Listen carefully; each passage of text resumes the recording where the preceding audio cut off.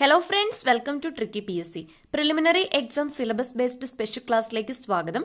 നമ്മൾ വാർത്താവിനിമയ മേഖലയിലെ പുരോഗതി എന്ന ടോപ്പിക്കാണ് ഡിസ്കസ് ചെയ്തുകൊണ്ടിരുന്നത്. ഇതിന്റെ ഫസ്റ്റ് ക്ലാസ്സിൽ നമ്മൾ തപാലും, സെക്കൻഡ് ക്ലാസ്സിൽ ടെലിവിഷൻ, ടെലിഗ്രാം, ടെലിഫോൺ തുടങ്ങിയ ടോപ്പിക്കുകളും, അതുപോലെ അതിന്റെ തേർഡ് ക്ലാസ്സിൽ നമ്മൾ റേഡിയോയെ കുറിച്ച് ഡിസ്കസ് ചെയ്തിട്ടുണ്ടായിരുന്നു.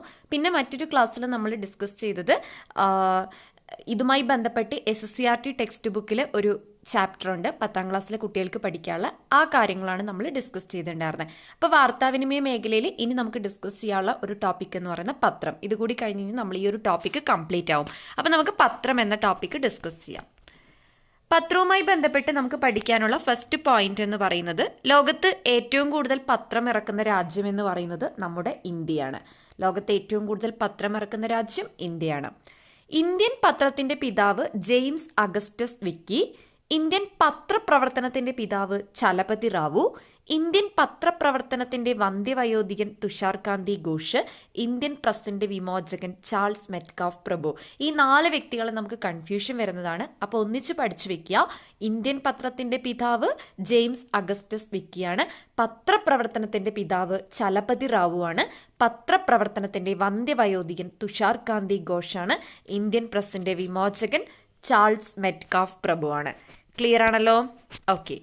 ഇനി അടുത്ത പോയിന്റ്, ഇന്ത്യയിൽ ഏറ്റവും കൂടുതൽ ദിനപത്രങ്ങൾ പുറത്തിറക്കുന്ന സംസ്ഥാനം എന്ന് പറയുന്നത് ഉത്തർപ്രദേശാണ്.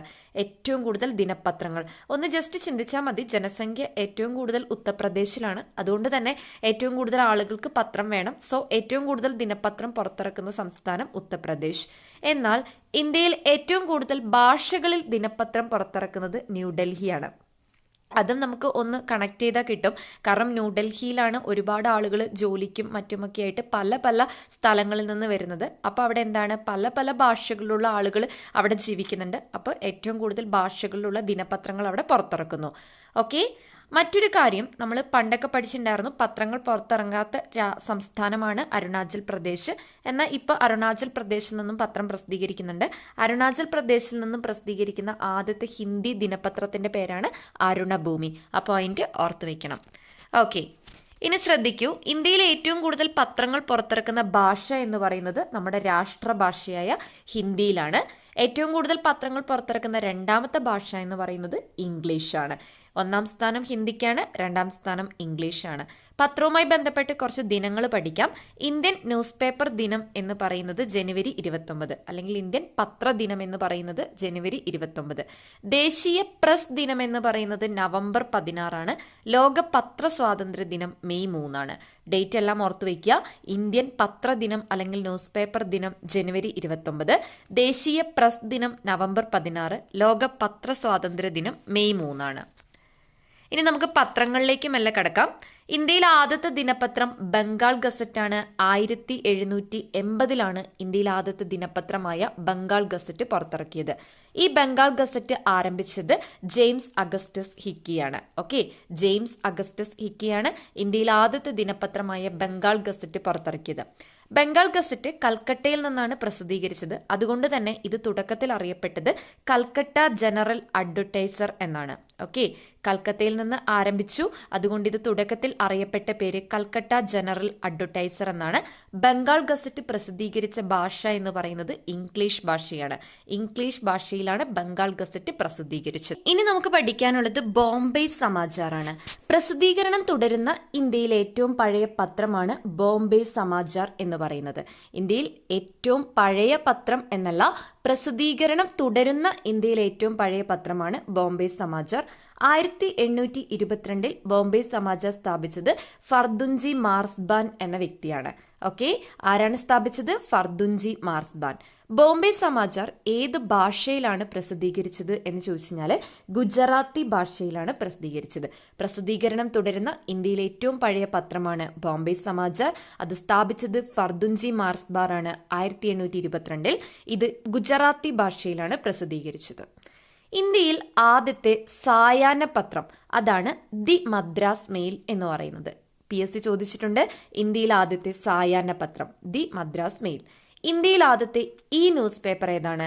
ഫിനാൻഷ്യൽ എക്സ്പ്രസ് ആണ് ഇന്ത്യയിൽ ആദ്യത്തെ ന്യൂസ് പേപ്പർ. ഇന്ത്യയിൽ ആദ്യത്തെ ഹിന്ദി പത്രം ഏതാണ്? ഉദന്ത് മാർത്താണ്ഡ് എന്നതാണ് ഇന്ത്യയിൽ ആദ്യത്തെ ഹിന്ദി പത്രം. ഇന്ത്യയിൽ ആദ്യത്തെ സായാഹ്ന പത്രം ദി മദ്രാസ് മെയിൽ. ഇന്ത്യയിൽ ആദ്യത്തെ ന്യൂസ് പേപ്പർ ഫിനാൻഷ്യൽ എക്സ്പ്രസ്. ഇന്ത്യയിൽ ആദ്യത്തെ ഹിന്ദി പത്രം ഉദന്ത് മാർത്താണ്ഡ് ആണ്. അടുത്തത്, ഇന്ത്യയിലെ ഏറ്റവും പ്രചാരത്തിലുള്ള ദിനപത്രം എന്ന് പറയുന്നത് ദൈനിക് ഭാസ്കർ ആണ്. നമ്മൾ ദൈനിക് ജാഗരൺ എന്നാണ് മുൻപൊക്കെ പഠിച്ചിട്ടുള്ളത്. ഇപ്പോൾ ഏറ്റവും പ്രസന്റ് ഇൻഫർമേഷൻ വെച്ച് ദൈനിക് ഭാസ്കർ ആണ് ഇന്ത്യയിലെ ഏറ്റവും പ്രചാരമുള്ള ദിനപത്രം. ഇന്ത്യയിലെ ഏറ്റവും പ്രചാരമുള്ള ഇംഗ്ലീഷ് ദിനപത്രം ഏതാണെന്ന് ചോദിച്ചാൽ ടൈംസ് ഓഫ് ഇന്ത്യ ആണ്. ടൈംസ് ഓഫ് ഇന്ത്യ ആണ് ഇന്ത്യയിലെ ഏറ്റവും പ്രചാരമുള്ള ഇംഗ്ലീഷ് ദിനപത്രം. ഇന്ത്യയിലെ ഏറ്റവും സർക്കുലേഷനുള്ള ബിസിനസ് ന്യൂസ് പേപ്പർ ഏതാന്ന് ചോദിച്ചാൽ ഇക്കണോമിക് ടൈംസ് ആണ്. ഇന്ത്യയിലെ ഏറ്റവും സർക്കുലേഷനുള്ള ബിസിനസ് ന്യൂസ് പേപ്പർ എന്ന് പറയുന്നത് ഇക്കണോമിക് ടൈംസ് ആണ്. ഇന്ത്യയിൽ ആദ്യത്തെ തമിഴ് പത്രം എന്ന് പറയുന്നത് സ്വദേശ് മിത്രമാണ്. ഇന്ത്യയിലെ ആദ്യത്തെ തമിഴ് പത്രം സ്വദേശ് മിത്രൻ. ഇന്ത്യയിലെ ഏറ്റവും പ്രചാരമുള്ള ദിനപത്രം ദൈനിക് ഭാസ്കർ. ഇന്ത്യയിലെ ഏറ്റവും പ്രചാരമുള്ള ഇംഗ്ലീഷ് ദിനപത്രം ടൈംസ് ഓഫ് ഇന്ത്യ. ഇന്ത്യയിലെ ഏറ്റവും സർക്കുലേഷനിലുള്ള business newspaper Economic Times. ഇന്ത്യയിൽ ആദ്യത്തെ തമിഴ് പത്രം എന്ന് പറയുന്നത് സ്വദേശ് മിത്രനാണ്. ഇനി നമുക്ക് പത്രവുമായി ബന്ധപ്പെട്ട കുറച്ച് ഏജൻസികളെ പഠിക്കാം. ഫസ്റ്റ് നമ്മൾ പഠിക്കുന്നു പ്രസ് ട്രസ്റ്റ് ഓഫ് ഇന്ത്യ. ഇന്ത്യയിൽ ഏറ്റവും വലിയ വാർത്താ ഏജൻസിയാണ് press Trust of India. 1947 August 27 ഈ പ്രസ് ട്രസ്റ്റ് ഓഫ് ഇന്ത്യ സ്ഥാപിതമായത് ചെന്നൈയിലാണ്.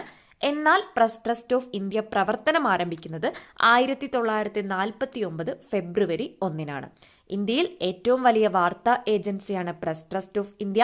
1947 ഓഗസ്റ്റ് 27 PTI ചെന്നൈയിലാണ് സ്ഥാപിതമായത്. എന്നാൽ ഇത് പ്രവർത്തനം ആരംഭിക്കുന്നത് 1949 ഫെബ്രുവരി 1 പ്രസ് ട്രസ്റ്റ് ഓഫ് ഇന്ത്യയുടെ ആസ്ഥാനം ന്യൂഡൽഹിയാണ്. പ്രസ് ട്രസ്റ്റ് ഓഫ് ഇന്ത്യയുടെ സേവനം ലഭ്യമാകുന്ന ഭാഷകൾ ഇംഗ്ലീഷ്, ഹിന്ദി. ഈ പ്രസ് ട്രസ്റ്റ് ഓഫ് ഇന്ത്യയുടെ ഹിന്ദി വാർത്താ സർവീസിന്റെ പേരാണ് ഭാഷ. PTIയുടെ നിലവിലെ ചെയർമാൻ വിജയ് കുമാർ ചോപ്രയാണ്. ഓക്കെ, പ്രസ് ട്രസ്റ്റ് ഓഫ് ഇന്ത്യയുടെ നിലവിലെ ചെയർമാൻ വിജയ് കുമാർ ചോപ്ര. ക്ലിയർ ആണല്ലോ? അപ്പൊ വളരെ പ്രധാനപ്പെട്ട ഒരു പോയിന്റ് ആണ് പ്രസ് ട്രസ്റ്റ് ഓഫ് ഇന്ത്യ എന്ന് പറയുന്നത്. ക്ലിയർ ആണല്ലോ? ഓക്കെ, ഇനി നമുക്ക് പഠിക്കാം പ്രസ് ഇൻഫർമേഷൻ ബ്യൂറോ എന്ന് പറയുന്നത് നാഷണൽ മീഡിയ സെന്ററിന്റെ അടിസ്ഥാനമാക്കിയുള്ള ഗവൺമെന്റ് ഓഫ് ഇന്ത്യയുടെ നോഡൽ ഏജൻസിയാണ് പ്രസ് ഇൻഫർമേഷൻ ബ്യൂറോ എന്ന് പറയുന്നത്. എന്താണ്? നാഷണൽ മീഡിയ സെന്ററിനെ അടിസ്ഥാനമാക്കിയുള്ള ഗവൺമെന്റ് ഓഫ് ഇന്ത്യയുടെ നോഡൽ ഏജൻസിയാണ് പ്രസ് ഇൻഫർമേഷൻ ബ്യൂറോ. 1919 ഇത് നിലവിൽ വരുന്നത്. ഇതിന്റെ ആസ്ഥാനവും ന്യൂഡൽഹിയാണ്. പ്രസ് ട്രസ്റ്റ് ഓഫ് ഇന്ത്യയുടെ ആസ്ഥാനം ന്യൂഡൽഹിയാണ്. Press information ബ്യൂറോയുടെ ആസ്ഥാനവും ന്യൂഡൽഹിയാണ്. മറ്റൊന്ന് പ്രസ് കൗൺസിൽ ഓഫ് ഇന്ത്യയാണ്. ഇന്ത്യയിൽ വാർത്താ ഏജൻസികളുടെയും വാർത്താ പ്രസിദ്ധീകരണങ്ങളുടെയും നിലവാരം ഉയർത്തുന്നതിന് വേണ്ടി സ്ഥാപിച്ച സ്ഥാപനമാണ് പ്രസ് കൗൺസിൽ ഓഫ് ഇന്ത്യ. ഇതിന്റെ ആസ്ഥാനവും ന്യൂഡൽഹിയാണ്. Okay, Press Trust of India, Press Information Bureau, Press Council of India, ഇതിന്റെ എല്ലാത്തിന്റെയും ആസ്ഥാനം ന്യൂഡൽഹിയാണ്. Next, Indo Asian News Service. ഇന്ത്യയിൽ നിന്നും ദക്ഷിണേഷ്യൻ മേഖലകളിൽ നിന്നുള്ള വാർത്തകൾ എത്തിക്കുന്നതാണ് Indo Asian News Service. 1986 Indo Asian News Service നിലവിൽ വന്നത്. മറ്റൊന്ന് യുണൈറ്റഡ് ന്യൂസ് ഓഫ് ഇന്ത്യ ആണ്. സ്വകാര്യവൽക്കരിക്കപ്പെട്ട ഇന്ത്യയിലെ പ്രമുഖ വാർത്താ ഏജൻസിയാണ് യുണൈറ്റഡ് ന്യൂസ് ഓഫ് ഇന്ത്യ. 1961 നിലവിൽ വന്ന യുണൈറ്റഡ് ന്യൂസ് ഓഫ് ഇന്ത്യയുടെ ആസ്ഥാനം ന്യൂഡൽഹിയാണ്. ഈ പോയിന്റ് കൂടി ഒന്ന് ഓർത്തു വെക്കണം. ഇൻഡോ ഏഷ്യൻ ന്യൂസ് സർവീസ് 1986 നിലവിൽ വന്നത്. യുണൈറ്റഡ് ന്യൂസ് ഓഫ് ഇന്ത്യ 1961 നിലവിൽ വന്നത്. ഇതിന്റെ ആസ്ഥാനം ന്യൂഡൽഹിയാണ്. ഇത്രയും കാര്യങ്ങളാണ് പത്രം എന്ന ടോപ്പിക്കുമായി വളരെ ഇമ്പോർട്ടൻ്റ് ആയിട്ട് നമുക്ക് മനസ്സിലാക്കാനുള്ളത്. ഈ പോയിന്റുകൾ ഒന്നും തന്നെ സ്കിപ്പ് ചെയ്യരുത്. ഏറ്റവും പ്രധാനപ്പെട്ട പോയിന്റുകളാണ് നമ്മൾ ഡിസ്കസ് ചെയ്തത്. അപ്പോൾ ഇതും കൂടി ആകുമ്പോൾ നമ്മൾ വാർത്താവിനിമയ മേഖലയിലെ പുരോഗതി എന്ന ടോപ്പിക് ഇവിടെ കംപ്ലീറ്റ് ചെയ്തിട്ടുണ്ട്. അപ്പോൾ ഇതിനു മുമ്പുള്ള ക്ലാസ്സുകൾ കാണാത്തവരാണെങ്കിൽ കാണുക. പോയിന്റുകളൊന്നും സ്കിപ്പ് ചെയ്യാതെ കൃത്യമായി പഠിക്കുക. പരീക്ഷയുടെ ഡേറ്റ് ഏകദേശം ഫെബ്രുവരി മാസത്തിലാണെന്ന് വന്നിട്ടുണ്ട്. അതുകൊണ്ട് തന്നെ നമുക്ക് സമയം ഒട്ടും കളയാനില്ല. വീണ്ടും സിലബസിലെ അടുത്ത ടോപ്പിക്കുമായി ഞാൻ എത്തുന്നതായിരിക്കും. അതുവരേക്കും ബൈ ബൈ.